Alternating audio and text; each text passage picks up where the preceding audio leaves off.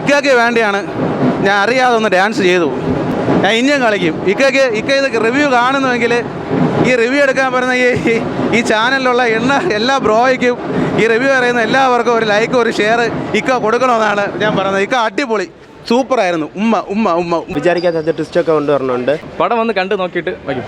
Suspense ആയിട്ട് ഒന്നും പൊളിക്കുന്നില്ല. എടുത്ത് പടം വന്ന് കണ്ടു നോക്കുമ്പോൾ തന്നെ അറിയാൻ പറ്റും.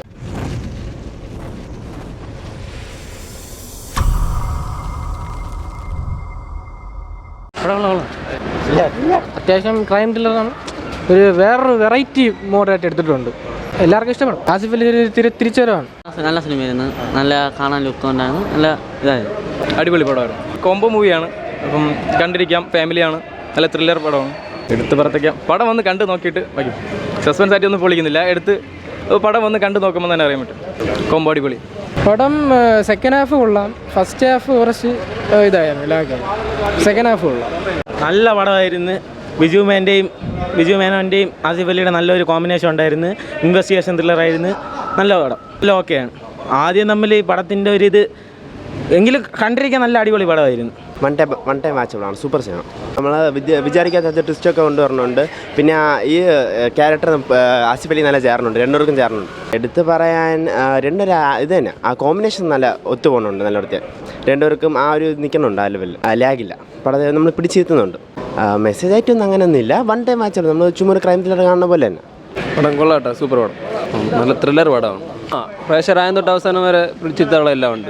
നല്ലൊരു ത്രില്ലിംഗ് ആയിട്ട് തന്നെ പടം പോകുന്നത്. ആയം തൊട്ട് ജിസ് ജോയിയുടെ ഇതുവരെ കാണാത്തൊരു ജോണറാണ് ഈ പടത്തിൽ. പിന്നെ ആസിഫ് അലിയൊക്കെ പൊളിയാണ്. ബിജു മേനനും ആസിഫ് അലി നന്നായിട്ട് അഭിനയിച്ചിട്ടുണ്ട്. പടങ്ങളോ സിനിമ ഒരു പ്രതീക്ഷയില്ലാതെ പോയതാണ്. പക്ഷേ പ്രതീക്ഷയില്ലാതെ പോയതുകൊണ്ടായിരിക്കാം നല്ലൊരു മെസ്സേജാണ് പടം തന്നിരിക്കുന്നത്. അതായത് ക്രൈം ത്രില്ലറാണ്. Crime thriller super. ദൃശ്യം പോലെ ഒരു മൂവിയാണ്. ദിനേശ് ബോത്തൻ എന്ന് വെച്ച് കഴിഞ്ഞാൽ വേറെ ലെവൽ ബോയ് ആണ്. അയാൾ ഉണ്ടെങ്കിൽ പടം കിടുകയായിരിക്കും. പിന്നെ ബിജു മേനോൻ, ആസിഫ് അലിക്ക, ഇവർ തമ്മിലുള്ളൊരു കോംബോ സൂപ്പർ. ഒരാൾ സർക്കിളും ഒരാൾ SIയും.